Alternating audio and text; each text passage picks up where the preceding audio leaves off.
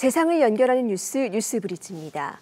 생성형 AI가 우리 삶에 깊숙이 들어오면서 특히 아동 청소년에게 미치는 영향을 우려하는 목소리가 커지고 있습니다.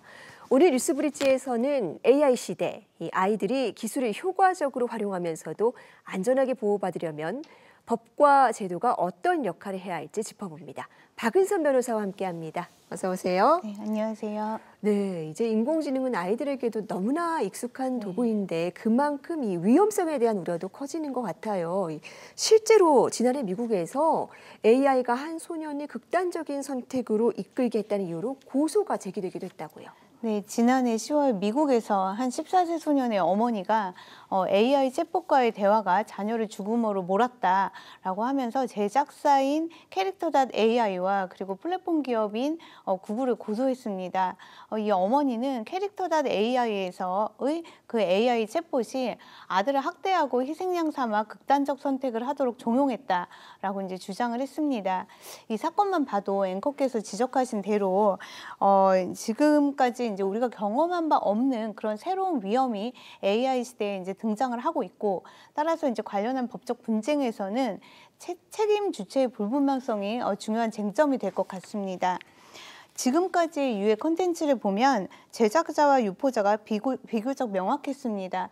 그런데 챗봇 같은 생성형 AI는 사용자와 상호작용을 하면서 실시간으로 유해한 대화를 만들어냅니다.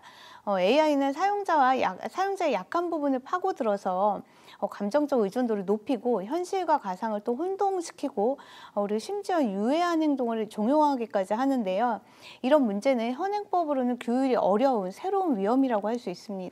네, 아이들은 아무래도 심리적으로 정서적으로 좀 미숙하다 보니까요. 이렇게 인공지능 때문에 극단적인 선택까지 하고 있는데, 그렇다면 우리나라 현행법으로는 예방도, 책임 추궁도 어렵다는 얘기인가요? 우리나라의 현행 청소년 보호법이나 정보통신망법에 보면 정부와 지자체가 이런 청소년의 유해 매체에 대해서 방어를 하고 또 이제 청소년들을 보호할 그런 의무를 규정하고 있기는 합니다. 하지만 해당 규정들은 이미 존재하는 유해 콘텐츠를 차단하고 필터링하는 데에만 초점을 맞춰서 AI처럼 이용자와 실시간 대화하면서 능동적으로 관계를 형성하고 그리고 심리를 조작하는 서비스의 설계 자체, 이거를 이제 규정하는 것에는 이제 한계가 있습니다.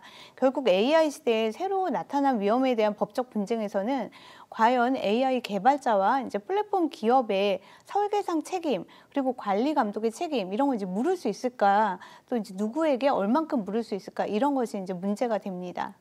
네, 이게 비단 우리나라만의 고민은 더 이상 아닐 것 같습니다. 그렇다면 다른 나라에서는 이 어린이 청소년들을 AI 위험에서 보호하기 위해서 어떤 장치들을 갖고 있습니까? 네, 세계 각국이 발빠르게 대처하고 있는데요. EU는 AI법을 이제 최초로 제정했습니다. AI 시스템의 위험도에 따라서 4단계로 분류를 하고 고위험 AI에 대해서는 매우 엄격한 의무를 부과합니다. 고영향 AI라는 것은 이제 국민의 생명 안전 기본권에 중대한 영향을 미칠 수 있는 이런 이제 AI를 말하는데, 아동을 대상으로 하거나 교육에 사용되는 AI는 통상 이제 고위험, 고영향 AI로 분류가 됩니다. 이 경우에는 이제 출시 전에 기본권 영향 평가를 반드시 받아야 하고 데이터 품질 관리, 인간의 감독, 투명성 확보 이런 것들의 의무를 준수해야 됩니다. 그리고 또 이제 영국 같은 경우는 자살, 자해, 섭식장애, 사이버 괴롭힘 등 청소년에게 유해한 콘텐츠를 발견하면 서비스 제공자가 신속히 삭제 차단하도록 하는, 그렇게 이제 강제하는 온라인 안전법을 제정했는데요. 유해 콘텐츠에는 당연히 AI가 생성한 그런 콘텐츠도 포함이 됩니다. 또 이제 미국에서는 플랫폼에 미성년자 보호를 위한 주의 의무를 부과해서 서비스 설계 단계에서부터 위험을 완화하도록 책임을 지우는 아동 온라인 안전법을 제정을 했고, 그리고 17세 미만 사용자의 개인정보 수집을 엄격히 금지하고 청소년 대상 맞춤형 광고를 또 이제 자제하고, 그리고 자신의 정보를 삭제할 수 있는 지우기 기능을 이런 기능을 이제 도입을 의무화하는 내용으로 아동 청소년 온라인 프라이버시 보호법을 제정했습니다.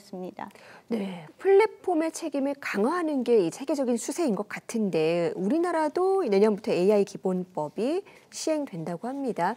그럼 여기에 이 아동 청소년 보호를 위한 내용이 충분히 담겨 있을까요? 네, 이제 이 법의 정식 명칭은 인공지능 산업 육성 및 신뢰 기반 조성에 관한 법률인데요. 이제 법명에서도 알 수 있듯이 이제 산업 진흥과 신뢰 확보라는 두 가지 목표를 추구합니다. 아동 청소년 보호와 관련해서 고영향 AI 규제가 핵심인데 앞서 이제 EU의 경우 말씀드렸듯이 아동 청소년의 교육이나 심리 상담 등에 사용되는 이런 이제 AI는 고영향 AI로 분류가 됩니다.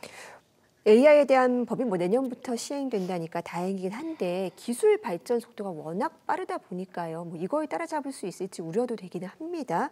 과연 이 법적 규제만으로 문제를 다 해결할 수가 있는 걸까요? 아무리 좋은 법이 시행이 돼도 법만으로는 당연히 한계가 있다고 생각합니다. 네. 그래서 이제 가정과 학교, 사회적으로 아동 청소년에 대한 이제 교육이 중요한데요. 이제 AI 리터러시 교육이 필요합니다. 첫 번째로 교육부와 학교는 AI 윤리 교육을 정규 교육과정에 의무적으로 편성해야 될 것으로 보입니다. AI가 만든 정보가 틀릴 수 있다는 것, 즉 이제 환각 효과라고 하죠. 환각 현상 이런 것에 대해서 교육을 하고 AI가 제공하는 정보들을 비판적으로 판단하는 그런 능력 도 길러져야 할 것입니다. 두 번째로 교사들은 AI를 긍정적으로 활용하되 그 결론에만 주목하지 않고 과정을 학습할 수 있는 이런 교육을 해야 될 것이고요. 마지막으로 이제 가정의 역할이 가장 중요한데요. 양육자들께서는 자녀가 어떤 AI 서비스를 이용하는지 항상 관심을 가지고 지켜보셔야 할 것 같습니다. 그래서 자녀가 AI와 대화하면서 느낀 감정, 뭐 이상하거나 불편한 감정 이런 것들에 대해서 솔직하게 얘기할 수 있는 그런 가정 환경을 만들어 주셔야 됩니다. 특히 이제 딥페이크 같은 기술을 악용해서 친구를 괴롭히는 일이 없도록 공감 능력과 또 이제 디지털 윤리 의식 이런 것들을 함양해 줘야 한다고 생각합니다. 네, 교육적인 부분도 중요하다라고 지적을 해주셨습니다. 아이들에게서 AI를 무조건 차단하는 것이 답이 아니다. 이 부분이 특히 인상적인데요. 그렇다면 법과 제도에 더해서 이 사회에도 역할이 필요할 것 같아요. 어떻습니까? 앞으로는 이제 AI가 인간의 노동을 전부 대체할 거다. 이런 이제 공포스러운 얘기들이 나오고 있죠. 그리고 또 우리 아이들이 이런 AI에 악영향을 받으면 어떡하나, 완전 차단해야 되는 건 아닌가, 이런 이제 걱정도 나오고 있는데요. 하지만 기술은 결국 사람이 어떻게 사용하느냐, 여기에 달렸다고 생각을 합니다. 법과 제도가 탄탄하게 뒷받침을 한다면, 그리고 가정과 학교에서 AI에 대한 그 리터러시 교육을 충분히 한다면, 그렇다면 생성형 AI라는 새로운 파도 속에서 우리 아이들을 지키고 더 효과적으로 교육할 수 있지 않을까, 또 그래야만 한다고 생각합니다. 네, 이 청소년들이 AI를 유용한 도구로 삼아서 더 큰 세상으로 나갈 수 있도록 안전한 환경을 만드는 건 우리 모두의 책임일 것 같습니다. 변호사님, 오늘 말씀 잘 들었습니다. 감사합니다.